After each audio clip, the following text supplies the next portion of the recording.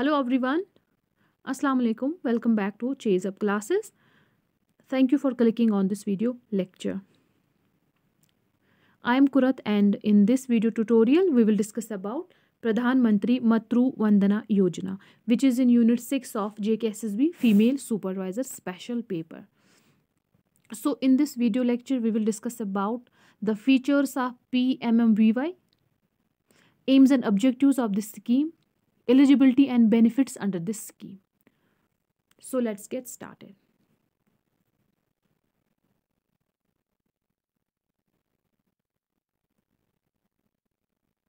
प्रधानमंत्री मातृ वंदना योजना जो ये स्कीम है, ये एक ICDS स्कीम है, इंटीग्रेटेड चाइल्ड डेवलपमेंट स्कीम, जो कि हमारा जो government of UT Jammu and Kashmir provide करता है थ्रू सोशल वेलफेयर डिपार्टमेंट।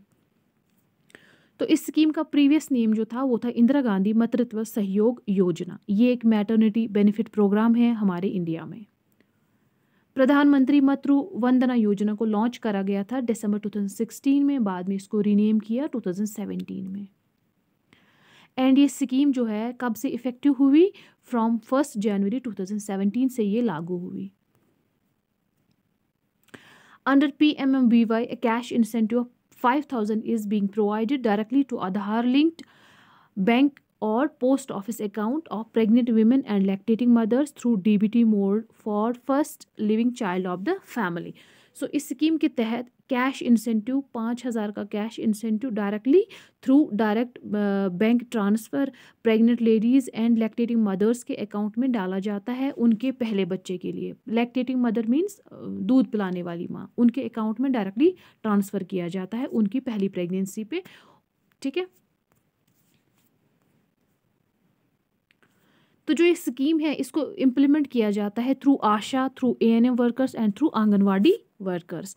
तो इसको डिजिटाइज किया गया डायरेक्टली, क्योंकि इसको पेपर फ्री रखा गया एंड मोर इफेक्टिव बनाने के लिए इसके लिए डेवलप किया गया centrally deployed web based MIS software जिसका नाम है PMMVY सॉफ्ट। ठीक है,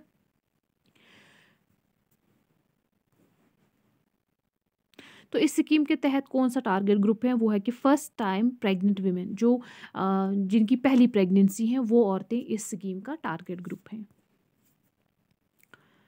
PMMVY is not being implemented by state governments of Odisha and Telangana। जो अब ये स्कीम है it's not being implemented by state of Odisha and Telangana इस स्कीम को इम्प्लीमेंट नहीं करती हैं क्योंकि ऑलरेडी उनके पास सेम ऐसी ही स्कीम्स अपने स्टेट्स में चलती हैं। ठीक है, दैट्स वाई ये स्कीम वो इम्प्लीमेंट नहीं करते हैं। ऑलरेडी उनके पास ऐसी ही सेम स्कीम्स के अंडर बेनिफिशरीज को बेनिफिट मिलता है। ठीक है,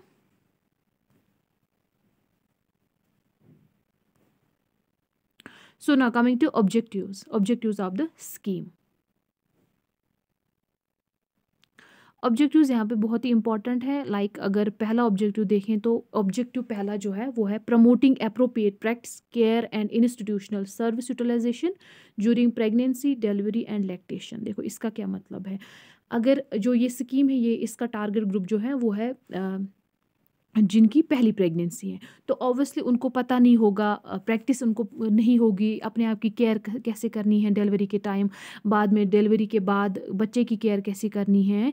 ठीक है, वो सारा यहाँ पे प्रमोट होता है, उनकी उसकी प्रैक्टिस, उसकी केयर, लाइक अपने आप की केयर कैसे करनी है प्रेगनेंसी के दौरान, डिलीवरी के दौरान, लैक्टेशन के दौरान। ठीक है, एंड इंस्टीट्यूशनल सर्विस यूटिलाइजेशन कैसे करनी है, मेडिकल इंस्टीट्यूशंस की लाइक हॉस्पिटल्स की जो सर्विसेज है उनको कैसे यूटिलाइज करा जाए प्रेगनेंसी, डिलीवरी एंड लैक्टेशन के दौरान। ये इसका पहला ऑब्जेक्टिव है। दूसरा, ये स्कीम जो है ये सब it encourages the women to follow nutrition and feeding practices. इस स्कीम के तहत जो है ये स्कीम विमेन को एनकरेज करती है, एम्पावर करती है कि आप कैसे फीडिंग हैबिट्स अपने अंदर अब फीडिंग हैबिट जो है, फीडिंग प्रैक्टिसेस आप कैसे यूटिलाइज करेंगे या डेवलप करेंगे, न्यूट्रिशन कैसे आप लेंगे like during pregnancy, delivery and lactation. ठीक है, या बाद में, या अर्ली जब इसकी प्रेगनेंसी होगी या बाद में जब इसकी डिलीवरी होगी, बाद में ब्रेस्ट फीडिंग जो है कैसे आप 6 मंथ्स तक आप अपने बच्चे को दे सकते हैं। ये सारी चीज़ें जो है वीमेन को प्रोवाइड की जाती है इस स्कीम के तहत। एंड थर्ड जो है प्रोवाइड कैश इंसेंटिव, जो हमने अभी बोला कि 5,000 का कैश इंसेंटिव इसका मिलता है किसके लिए, इम्प्रूव करने के, हेल्थ एंड न्यूट्रिशन जो है प्रेग्नेंट एंड लैक्टेटिंग मदर्स का, वो इम्प्रूव करने के लिए कैश बेनिफिट मिलता है। सो दैट जो वो कैश प्रोवाइड करेंगे, एक तो ये अपने आप की केयर करेंगे न्यूट्रिशन से, फीडिंग हैबिट्स डेवलप करेंगे, अपने आप की केयर करेंगे उस दौरान, ठीक है, वो क्रूशल पीरियड के टाइम। एंड साथ ही साथ इनको कैश इंसेंटिव इसलिए दिया जा रहा है कि वो अपने लिए जो है मनपसंद की चीज़ें खरीद सकते हैं अपने न्यूट्रिशन के लिए, अपने बच्चे के लिए। फाइन, तो ये इसके ऑब्जेक्टिव्स हैं। तो इसकी एम्स की अगर बात करें तो एम क्या है, ये सब चीज़ें जो है ऑब्जेक्टिव, इसका एम क्या है, इसका जो एम है वो है कि प्रोवाइड करना good feeding and nutrition to pregnant women and baby. जो हमने अभी बात की कि न्यूट्रिशन या गुड फीडिंग प्रैक्टिसेस अपने अंदर डेवलप करना, या न्यूट्रिशन अच्छा ग़िज़ा खुराक मिलना प्रेगनेंसी या लैक्टेशन के दौरान, ठीक है, इन महिलाओं को या इन बच्चों को under section 4 of national food security act के तहत इनको ये सब मिल रहा है, ठीक है।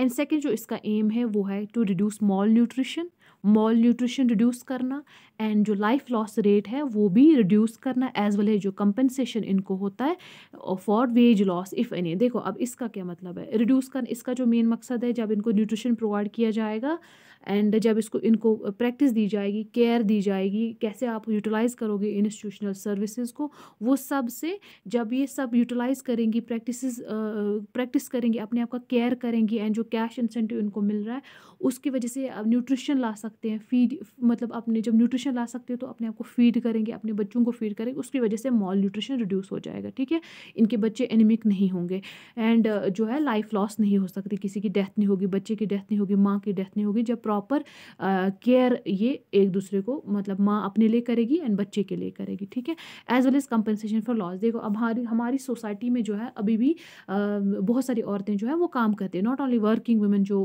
किसी स्टेट या सेंट्रल गवर्नमेंट में काम करती है, बट जो मजदूरी करती हैं औरत, ठीक है, क्योंकि उनकी कंडीशंस घर की उतनी अच्छी नहीं होती है।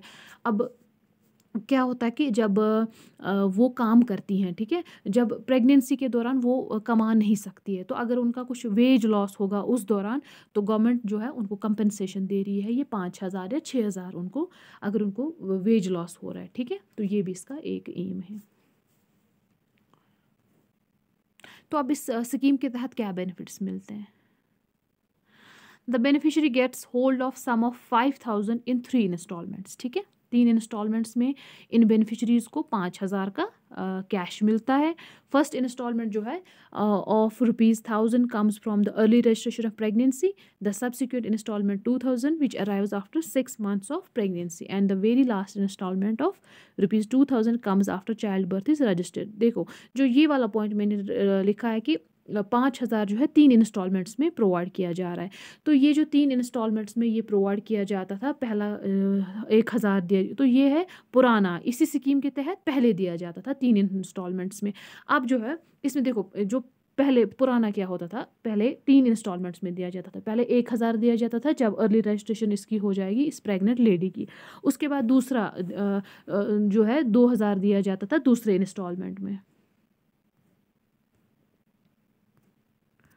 सॉरी, इसका जो है दूसरा इंस्टॉलमेंट जो है दूसरा दिया जाता था, दूसरे इंस्टॉलमेंट में जो है 2,000 दिया जाता, तीसरे इंस्टॉलमेंट में जो है जब इसकी डिलीवरी होती थी, arrives after 6 months of pregnancy, 6 month जो इसकी 6, जब इसके 6 month होते थे तो प्रेगनेंसी के 6 month इसको दूसरा इंस्टॉलमेंट दिया जाता था। फिर इसका जो लास्ट इंस्टॉलमेंट था 2,000 का, वो इसको आफ्टर जब इसकी डिलीवरी होती थी उसके बाद इसको दिया जाता था, तो ये पुराना था, ठीक है।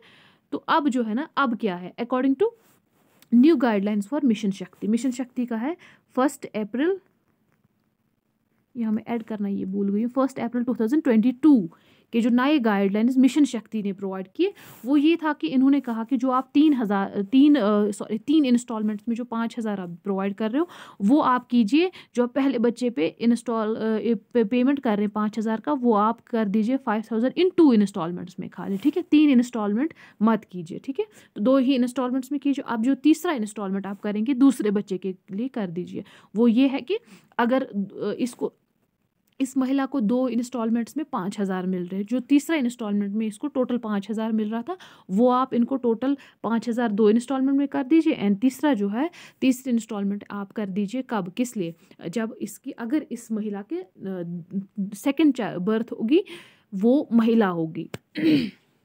ठीक है, मतलब अगर इसका जो इसको पहले इस स्कीम के तहत 5,000 मिल रहे हैं पहले बच्चे पे, अब इसी औरत का अगर दूसरा बच्चा होगा, तो वो बच्चा अगर इसकी लड़की हुई, तब इसको एक्स्ट्रा 1,000 दे दीजिए, तो टोटल इसका 6,000 बनेगा। ठीक है, तो इसलिए मैंने यहाँ पे ये पॉइंट मेंशन किया है, क्योंकि बहुत सारा जो है पुराना यही था, पुराना जो है पहले इस स्कीम के तहत 3 इंस्टॉलमेंट्स में दिया जाता था। तो अब है मिशन शक्ति, जो है मिशन शक्ति एक विमेन एम्पावरमेंट प्रोग्राम है, विमेन एम्पावरमेंट है प्रोग्राम, जो कि जिन्होंने यहाँ पे भी अपना ये किया है कि गर्ल चाइल्ड को बचाने के लिए, सेक्स रेशो जो है इम्प्रूव करने के लिए या प्रिवेंट करने के लिए, फीमेल फीटिसाइड प्रिवेंट करने के लिए, इन्होंने बताया कि अगर इस औरत का जो सेकंड डिलीवरी है उसमें इसकी लड़की पैदा होगी, तो तब इसको एक्स्ट्रा 1,000 दे दीजिए। ठीक है, देखो क्या होता है, हमारी सोसाइटी में अभी भी बहुत सारी, मतलब हमारे हिंदुस्तान में अभी भी ऐसी सोसाइटीज़ हैं, या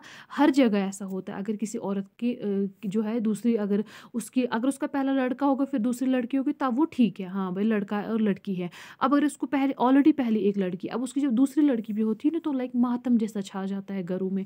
अभी भी यहाँ पे ये चीज़ें हैं, हालांकि ये नहीं होना चाहिए। ठीक है, तो दुनिया कहाँ से कहाँ पहुँची है, बट स्टिल हमारी सोसाइटीज़ में ये प्रिवेल हो रहा है, ये रीति रिवाज है ना।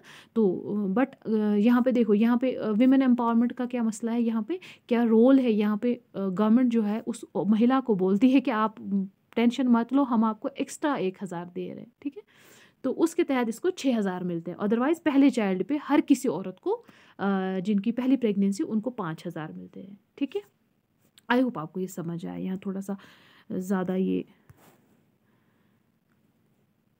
ओवरफ्लो हो गया। So coming to the instalment, अब हम इन इंस्टॉलमेंट को कैसे मिलता है, ये इंस्टॉलमेंट्स कैसे प्रोवाइड किए जाते हैं, वो थोड़ा डिस्कस करेंगे। देखो, जो पहला इंस्टॉलमेंट हमने बोला कि पहले इंस्टॉलमेंट जब ये रजिस्ट्रेशन करेगी उसको पहला इंस्टॉलमेंट मिलता है। ठीक है, अब नेक्स्ट न्यू गाइडलाइंस के मुताबिक 2 इंस्टॉलमेंट्स में कैसे मिलता है। जब पहला इंस्टॉलमेंट में आपको 3,000 मिलेगा। कैसे, कंडीशंस क्या रखी गई है कि आप जो महिला है, इसकी रजिस्ट्रेशन होगी कि ये प्रेग्नेंट है, एंड इसका एटलीस्ट 1 एंटीनेटल चेकअप होगा विद इन 6 months from LMP date. LMP date हो गया लास्ट मेंस्ट्रुएशन पीरियड डेट।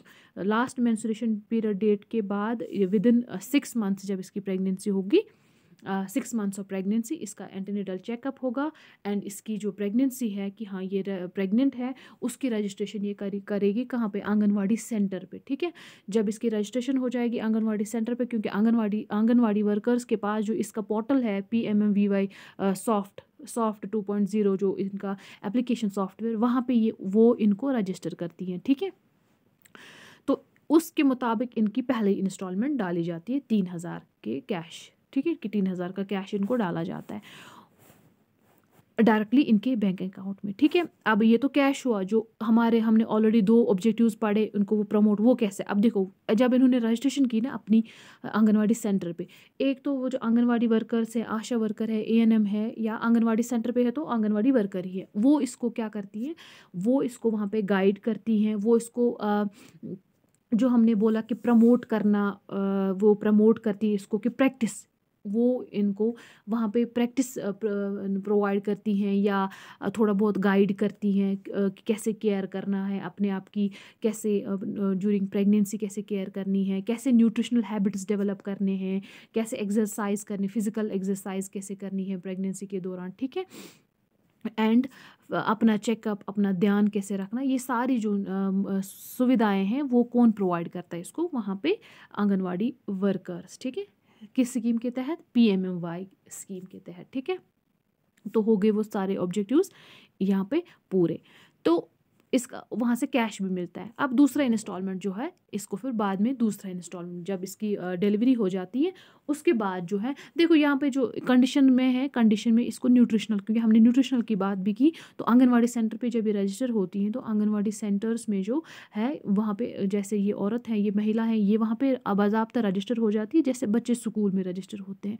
ये वहाँ के पोषण ट्रैकर पे भी इनकी वहाँ अटेंडेंस होती है। ये यहाँ MIS सॉफ्टवेयर जो इनका अपना है एप्लीकेशन, वहाँ पे भी ये इसकी रजिस्ट्रेशन हो जाती है। तो वहाँ जब ये रजिस्टर होती है तो उसको जो डेली बेस जो न्यूट्रिशनल रिक्वायरमेंट होती हैं इनकी, वो वहाँ पे पूरी हो जाती है। वो कैसे? क्योंकि वहाँ पे न्यूट्रिशन मिलता है, like in the form of चना या खिचड़ी पुलाव, राइस पुलाव, एग्स या बाकी चीज़ें जो वहाँ प्रोवाइड करती हैं। ठीक है, तो इसकी न्यूट्रिशनल रिक्वायरमेंट भी वहाँ से ठीक हो, वहाँ से मिल जाती है। ठीक है, एंड बाकी चीज़ें जो अभी हमने डिस्कस की कि वो सारा इनको प्रोवाइड करती हैं आंगनवाड़ी वर्कर्स, गाइडेंस। ठीक है, ज्यूरिंग प्रेगनेंसी। अब उसके बाद सेकेंड इंस्टॉलमेंट जो है वो जब इसकी डिलीवरी हो जाती है, उसके बाद चाइल्ड बर्थ रजिस्टर हो जाता है। चाइल्ड की बर्थ जो है उसकी DOB, एंड चाइल्ड जो है has received first cycle of BCG, OPV, DPT and hepatitis. जो जब इनकी इम्यूनाइजेशन होती है, जब इसकी वैक्सीनाइजेशन होती है इस बच्चे की,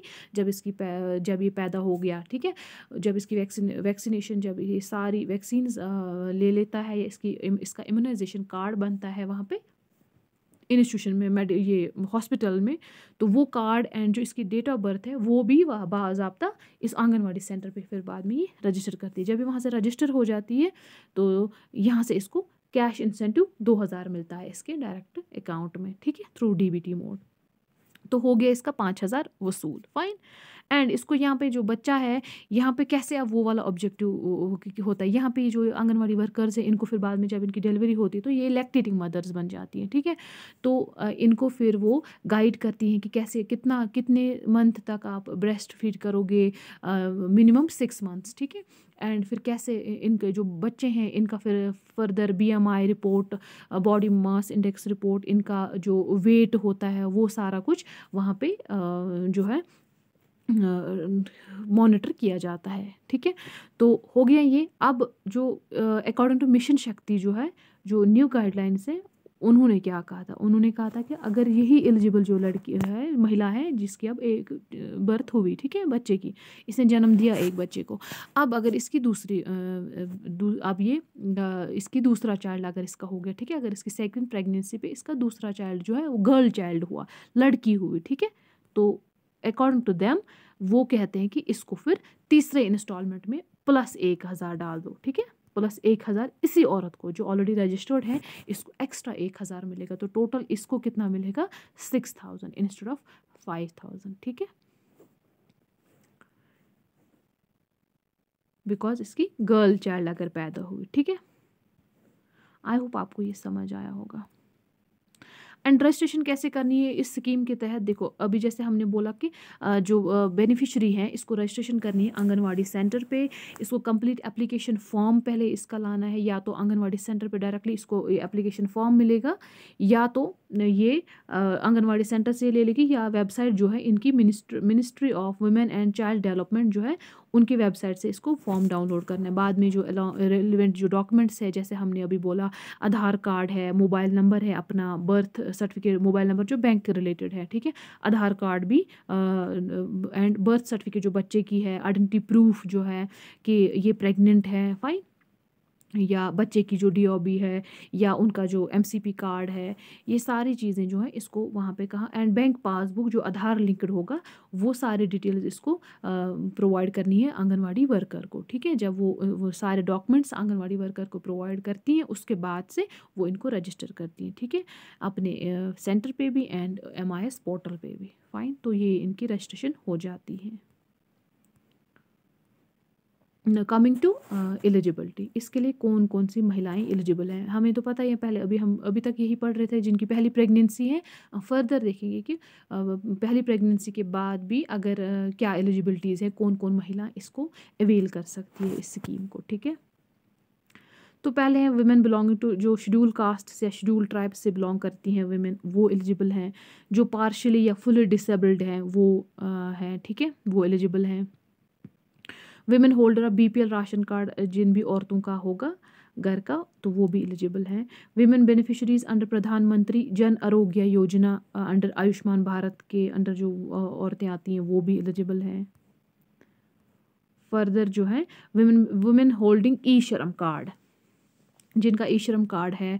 women farmers who are beneficiaries under Kisan Samman निधि, किसान सम्मान निधि के जो बेनिफिशरीज हैं औरतें, ठीक है, वो भी एलिजिबल हैं। एंड जिनका मनरेगा जॉब कार्ड है वो भी एलिजिबल हैं। जिनकी नेट फैमिली इनकम जो है वो लेस देन 8 लाख है, 8 लाख से कम जिनकी फैमिली इनकम है वो भी एलिजिबल है।